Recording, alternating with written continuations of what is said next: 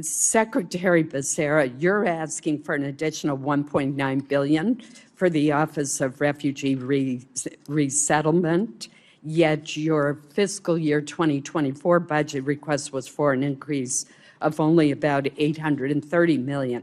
Now, it's been clear since long before the budget was released that the number of unaccompanied children, refugees, and other entrants was growing, and that ORR would need additional funding.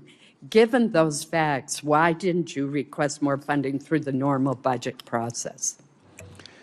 Senator, thank you for the question.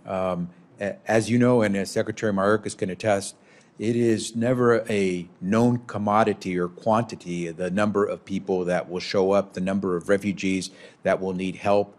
We are still, for example, receiving Ukrainian refugees. We thought 100,000 refugees might come to our shores. We're now over 180,000, and we think that we may, our estimates are, projections are, that we may have another 80,000 Ukrainians who may be coming in. What we have to do is continue our obligation that this country has always had to those who seek protection from persecution when they come to our shores.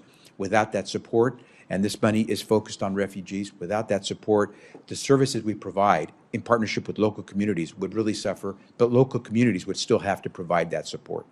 Finally, Mr. Secretary, I've long been a strong supporter of improving access to quality, affordable child care. I don't think extending pandemic subsidies is the way to do that.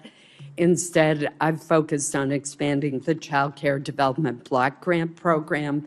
We increased funding last year by 30%. This year's under Senator Capito and Senator Schatz, we've increased, Senator Baldwin, sorry, we've increased the funding by another 9%. Wouldn't it be better to invest additional child care funds in a program that directly helps subsidize child care costs for low-income families? Senator, my staff can be in your office immediately after this hearing if you'd like to discuss how we get there, because you're absolutely right. We need a long-term solution. I think most everyone sitting at the dais would say that. But while we get to that long-term solution, we need something for those small businesses that are going to close tomorrow. We need something for those parents who are looking for a quality child care service today. And without the stabilization funds, we will lose ground, we will lose businesses, we will lose families having care for their kids. Thank you. Senator Durbin.